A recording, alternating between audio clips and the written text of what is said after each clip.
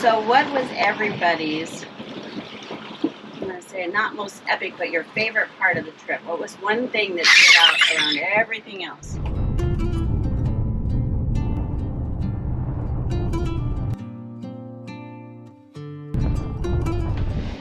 Melissa? Glaciers, the Glacier? iceberg. Did you have a specific glacier? That blue one, maybe? Yeah. Yeah. That was the iceberg. Well, that's true. It was. You're right. What was yours? I don't know, so much for me. It was the constant navigation, navigation and weather, tying the two together, as well as fuel It management. was the challenge of the trip. It was a challenge, yeah. You're always problem solving. It's when I planned this trip, I didn't do an itinerary. I knew where the fuel stops were. I knew what sites I wanted to see, and then I just took off. Because if you pick, I want to be here at this day, and then I got to get to that next port by that day. The weather and the tides are going to keep you from being able to do that. So it's all a timing game. You got to know when the gates are open, when the tide's right, the current's right, and then you align that with the weather to go there. For you, it was the challenge. Mine was the 8-9 wells that were bubble feeding. I have 2. And the other was the whole trip up to Sawyer Glacier. And what was that? What was that area? Tracy Arm. Tracy Arm. Yeah. Okay, I don't know why I always forget that. Tracy Arm, that whole ride, the experience, all the waterfalls, just all the icebergs and everything you go through was just epic. Yeah, I would say as far as scenery and stuff like that, the most epic on the whole trip would be Tracy Arm. Yeah. And comparing Tracy Arm to Glacier Bay, when I go back, if I had to give up one or the other, I would give up Glacier Bay to do Tracy. I think if we had more time in Glacier Bay, we got held up the day we spent at anchor with weather. But I think if we had more time and they had things open, like you could go look at the seals. Tracy Arm was cool because all the pups were out on the icebergs with Mama and swimming, and that kind of stuff is what made it so cool. Yeah. Well, so Tracy Arm was 27 miles each way. And for the entire way, you're in this fjord. It's like a half a mile to 3/4 mile wide. It's 1,000 feet deep. So many waterfalls. And waterfalls all over. Huge icebergs everywhere. The closer you got to the glacier, the bigger the ice field got. It was just absolutely gorgeous. Where Glacier Bay, up to Marjorie Glacier and stuff, until you're really there, you didn't really have a whole lot of ice and stuff. Melissa, what was your favorite city that we visited? It could be Canada or it could be in Alaska. Do you have a favorite? Wow. 2? Okay. What were they? I like Ganges because they have the Smarties. Chocolate Smarties. Her favorite thing in Canada was the chocolate-covered Smarties. They kind of like M&Ms. And what was the other one? Ketchikan. Ketchikan. Did you like that? Yeah, especially when we were near the marina where the cruise ships. Oh yeah, where all that stuff was. Yeah. I like Petersburg. I think everybody in Petersburg was so friendly, and it was almost like you lived there. How many people talked to you on the street. Just cute little shops. It was just fun. Everything pretty much walking distance. The laundry was probably the cleanest and fastest I've ever done laundry. Yeah, I'd say Petersburg is probably my favorite town we visited too. I mean, I'd go back and spend like a week in Petersburg and bring my fishing gear. And one thing I will say of this trip, so when we planned the trip, it was knowing that I was bringing 7 days of clothes. So every 7 days we were someplace where I could get food, because every 7 days I would need food, and every 7 days I needed to do laundry. So that was more of the plan on the trip. Those are the things that I think of. He's thinking navigation. I'm thinking navigating inside the boat. Because you don't have enough room to put weeks and weeks. I mean, you have enough room to put meat in there, but you're going to need fruit or vegetables or something from the store.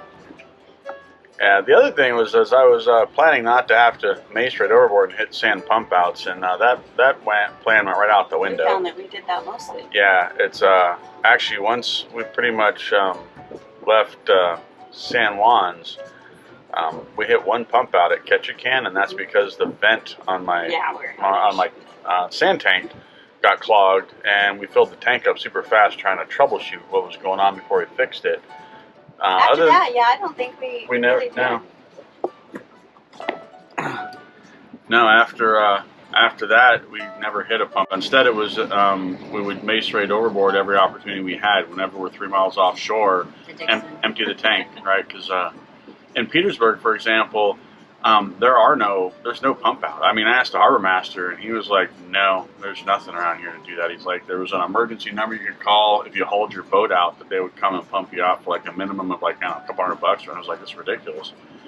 And it's 27 miles from Petersburg to the 3 nautical mile zone. So you got to plan that on our way back from Juneau.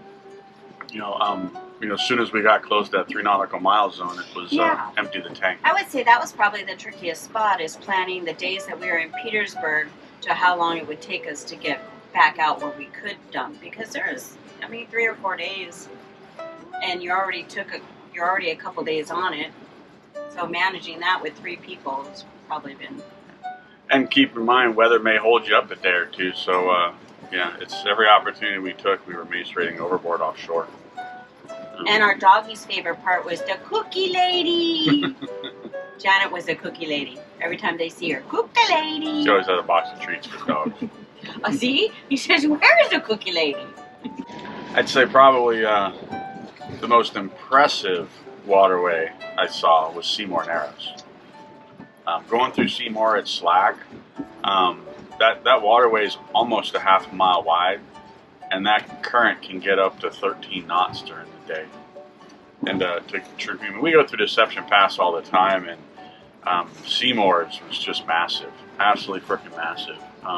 Faster water than what Deception would ever run, and way larger, absolutely way larger. I would not want to be around Seymour Narrows anytime other than slack. Dent Rapids was really cool.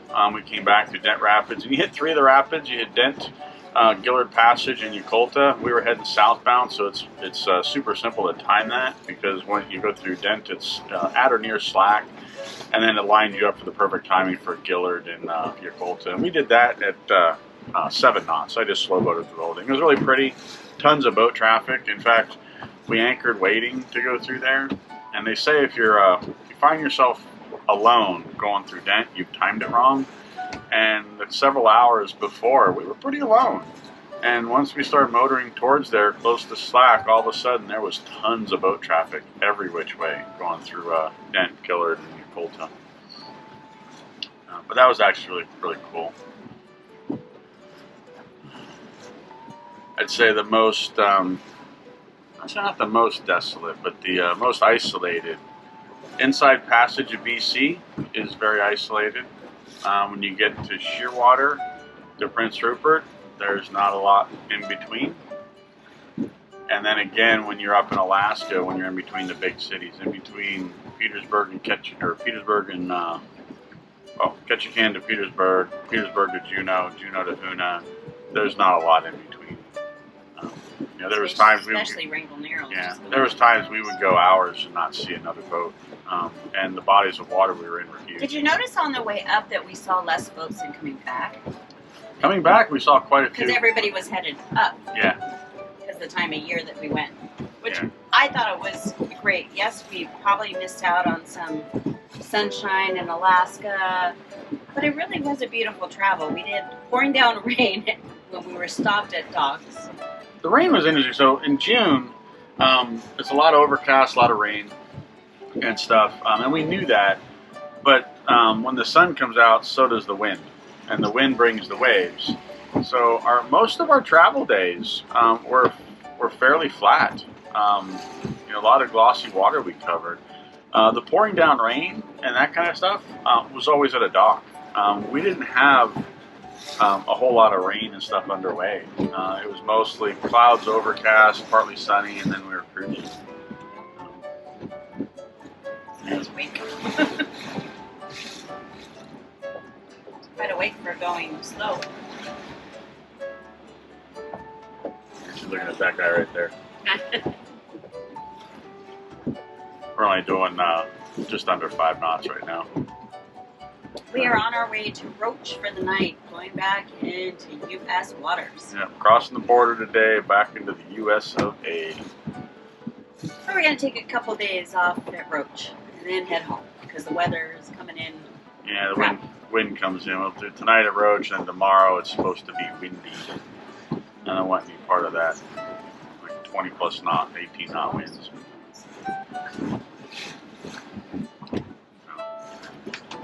But if you ever thought about doing this trip, Do it. Find a Oh way. my gosh. Find a way, whether it's find someone to follow. Flotilla, something, find a way to do Oh it. my gosh. If you don't feel confident in yourself, find a way to do it. Yeah. It's amazing. But I would say it does take a little bit of skill and figuring things out. Math equations were used. Yeah. Yeah, fuel management was pretty challenging. But keep in mind, we have a 150-gallon tank that we want to only use, what do you use, 100? 100, yeah. I like to keep a third for reserve. We got low a couple times, but not too low. Just dipped into reserves a little too bit. Actually, no. I go over some of the stats. Stats of the trip. Let me bring them up here on my phone. All right, so here's some stats from the trip. We left Alaska. We left for Southeast Alaska from Port of Everett on May 25th. And these stats were taken from Squirrel Cove up in Desolation Sound, so the numbers will be a little bit bigger. But anyway, it was 2,381 miles for 165 hours on the engine. That was 51 days in the boat. And from those stats, we still got about 2 more days to get home. We'll add another 200 miles, another 10 engine hours. So call it 2,500 miles for 175 hours on the engine for about 54 days total. Think of it that way. We spent the entire month of June in Southeast Alaska. How far north did we go? We went above the 59th parallel, which is the very top of Glacier Bay, where Marjorie Glacier is. That's actually where the waterway stops. You can't go further than that. And you're actually pretty close to the USA-Canadian border at that point as well. How far north had we been before this trip? Ganges, British Columbia, which from the San Juans really isn't all that far north. Ganges is about 85 nautical miles from Everett. Think of it that way. It took us 9 days to get to Ketchikan. 2 of those days were spent not traveling. We did 1 day in Fury Cove because the weather was gorgeous and we were tired, so we enjoyed it. And we spent a 2nd day waiting weather in the Dixon at Prince Rupert Rowing and Yacht Club in Shearwater. Prince Rupert. That was nice. That was a nice place. Yep. So 9 days to get from Port of Everett to Ketchikan. There's 4 major gates that we had to cross, and the reason we call these gates on waterways is you cannot cross them anytime you want. You have to wait for weather, or you have to wait for the current to go to slack, or a combination of the two. All right. So those 4 gates are Dixon Entrance, which is open ocean. It's a very large body of open ocean. It's probably 2 to 3 hours for us to cross that. Cape Caution is more open ocean. That one is about 1/3 as big as Dixon. It's a little bit shorter of a crossing, maybe 1.5 hours, 2 hours. Johnstone Strait and Seymour Narrows / Dent Rapids. You have to, there's no way to avoid Johnstone Strait. There's about 15 miles of Johnstone everybody has to cross. Johnstone itself is probably like 35 miles long, but you can take some back routes that are longer but more protected water to avoid the majority of it. But there's still about, like I said, about 15 miles you got to go through Johnstone. And Johnstone is always paired with a rapid. It's either Dent, Yakolta, or you have to go through Seymour. You got to pick which way you go. So we did Seymour on the way up, and we did Dent Rapids on the way back, just to experience both. And then the 4th gate is Georgia Strait, which is another big body of open water to come down. Of the 4 going both directions, coming back, we actually hit all 4 of them, and I would rate them the same. We had flat seas, literally across Dixon both ways. Cape Caution, we had rolly hills, like 3-foot seas on 10 seconds. So we cruised 15, 16 miles an hour across Cape Caution. We did 22, 23 knots really across Dixon. Johnstone and Seymour now. Well, Johnstone on the way up, we got beat up. We ended up in 26 knot headwinds and 2 to 4 foot seas for several hours. On the way back, Johnstone was very well behaved. We had flat seas across it. And then we came up and did Dent Rapids and timed all of that for flat seas. And then Georgia Strait on our way up, we started out in 3 foot seas, and then it got better and better to flat seas. On our way back, Georgia Strait was pretty much flat the entire way. Our longest run we did at 7 knots. That was over 3 days. That was Juneau to Tracy Arm to Petersburg. Was 220 statute miles. We did that on 100 gallons of gas. There's no fuel docks in between, and we had to do this to get up to see Sawyer Glacier. We had to manage our fuel so we had enough gas to actually get there. So we just had to slow down and do it. That made our longest day from the Tracy Arm entrance Anchorage to Petersburg. That was 10 hours for like 80 miles at 7 knots. That was actually pretty painful for us. We were all exhausted at the end of that. The longest run we did in a single day at 25 knots was Prince Rupert to Shearwater, British Columbia. Per the girls' request. Yeah, that was 204 miles. And we did that on 170 gallons of gas at 25 knots. Janet and I were just ready to go. Yeah, I asked the girls, they told me I wasn't going to ask them to do that. I was fine with it, but that's a long day at 25 knots to do 204 miles. Our average travel day was between 90 and 135 statute miles a day. It's about 6 hours of cruising we would do. We also did a fair amount of blending, some slow boating and some cruising. We did a lot of days where it was 10 hours of slow boating. Yeah, but by blending slow boating, when I say slow boating, I mean 7 knots or less. Yeah. And then cruising is usually 22 to 25 knots roughly. And some were even 18 and 19. I mean, you were in that range a lot. Yeah, it depends on the conditions. The tides up in Southeast Alaska are upwards of 25 foot a day, and that brings with it a lot of current, and then you get some headwind and stuff. So the fuel efficiency was less than I had anticipated as well. So I burned more gas because my fuel efficiency went down, and then gas was also more expensive too. We had 3 days of bad seas. Johnstone Strait was several hours at 2 to 4 foot seas.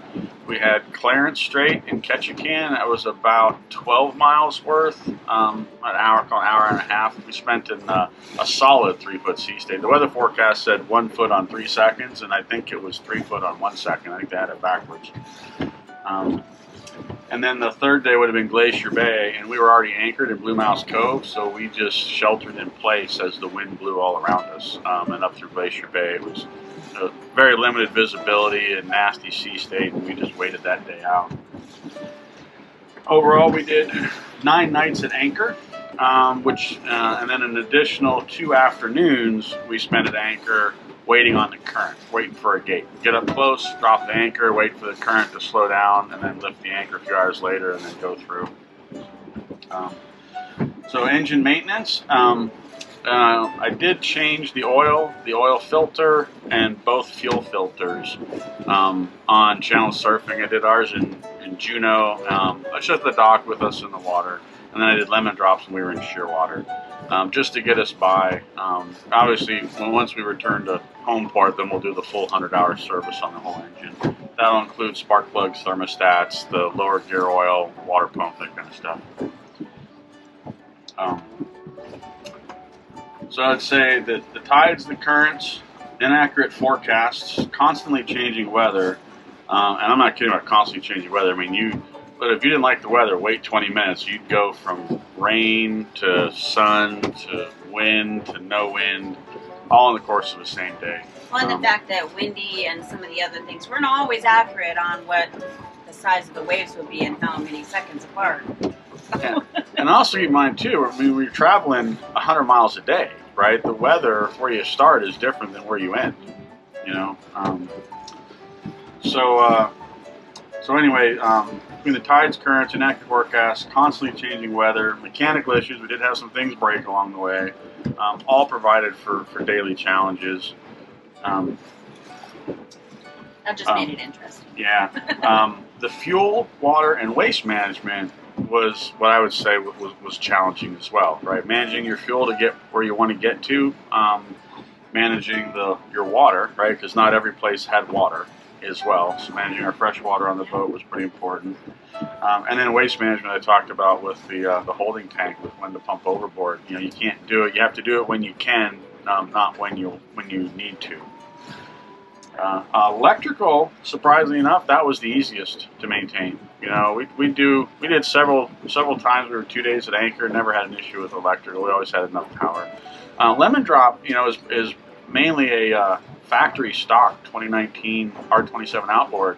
So what she did, and for this trip, was she got one of those little anchor power banks. It's like a 1200 watt hour brick lithium battery, and so that anchor powerhouse that she bought she would use that if she was getting low. She basically would plug the boat into that, and it would act as shore power. She could run the hot water heater. She could make coffee off of that.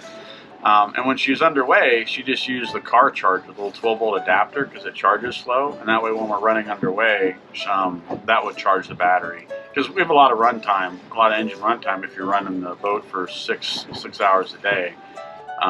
She does have a solar panel as well. It's the factory solar panel with the factory charger, which pretty much takes care of her refrigerator electrical needs. But now she did fine with that portable powerhouse. Then she would. So electrical was actually fairly easy to manage. When we hit the dock, Janet would charge her powerhouse. That was good. Of course, she charged it underway too. Yeah. So most epic trip ever, I would say it definitely exceeded my expectations for the trip. Definitely want to do it again. Yeah, definitely want to do it again. Multiple more times. I want to hit Sitka, which we didn't get to hit. I want to maybe Skagway. What was the other thing? Ford's Terror. Yeah, Endicott Arm. If you look at Tracy Arm, there's two arms. There's Tracy Arm and Endicott Arm. They're both at the same place. But at the end of Tracy Arm is Sawyer Glacier, and at the end of Endicott Arm is Dawes Glacier. And then off of Endicott Arm is what's called Ford's Terror. And you can only get into Ford's Terror at slack high tide. There's a special way you have to run through there. It'll get like a rapids in the on the entrance to it. So there's a rock on the chart you have to run right over. So you have to do it at slack high tide to get over the rock and get through when there's no current. They'll get like 3-4 foot standing waves through Ford's Terror in the entrance. Well, we wanted to do it, but the tides didn't line up. Current didn't line up right for us. It would have been 5 a.m. or 6 p.m. were my two windows at slack high tide for Ford's Terror, and I didn't want to do it early morning or late evening. So that's why we did Tracy Arm instead. But Tracy Arm in itself was spectacular. I don't feel like we missed out on anything, but I do want to go back and see Ford's Terror and Endicott Arm and Dawes Glacier in the next trip. There's a lot of little places I want to go back to, and I'd like to anchor a little more than we did. And to get to Sitka, it's a long run from Sitka. There's an inside passage to get to it, but there's three marinas, Cake, Angoon, and Teneke Springs, and none of them are fantastic for fuel. So I would have had to slow boat from Petersburg or Hoona. You can go from either way to get to Sitka, and it's a 2-day travel. It's 7 knots to do that each way. We could have made it, but like I said, I'd had to slow boat the entire way. So I'd have made it a 4-day extra excursion plus the time we spent in Sitka. So we tabled that for our next trip up there. But other than that, fantastic trip. I'm looking forward to going back. Do you have a least favorite thing of the trip? Bad weather. What bad weather? There's waves. Oh, like Johnstone. Is that the one you're... That wasn't as much bad weather as we just didn't understand Johnstone, and it snuck up. I don't know that I had a bad thing of the trip. I enjoyed the whole trip. Even that wasn't bad. It was a learning experience. The bad weather was interesting because, I got some really good video off the 360 camera on the bow of the boat of the bad waves and stuff, both in Johnstone and Clarence Straits, and going into Ketchikan. But none of that was death-defying. I think sometimes bad seas or lets you, one, it helps your skills that you didn't know you had, and the other is it makes you, when, my opinion, I feel safer with knowing that the boat can handle it. It's just me that may not be as good as the boat. But none of it was scary. It was just a lot of bumping around. But it was awesome. I'd do it all again. Yeah, Even Johnstone, I'd do again. Yeah, inside the boat, you know, none of us were afraid or anything like that. All of us were just looking at the trip odometer and going, like in Johnstone, I was like 35 miles to Port McNeil, 35 miles. I can see that from here, so I always look at it and go, oh. It's like, we're never going to get there in this. And the thing with Clarence Strait and Ketchikan, we had about 20 miles to go to Ketchikan, but we were only about 12 miles from the entrance to Tongass Narrows, which is the entrance to Ketchikan, and it's all protected water in Tongass. So I was like, as soon as we get into the mouth of the Narrows, it looked like it just kept further and further away. we're like, you're so close. It's like, just get there, and you know, like 12 miles, 11 miles, 10 miles. It's like, just hurry up, and you know, you can only go so fast with that stuff. You know? That's so much fun. Yeah. If you enjoyed watching this video, click the screen to watch another.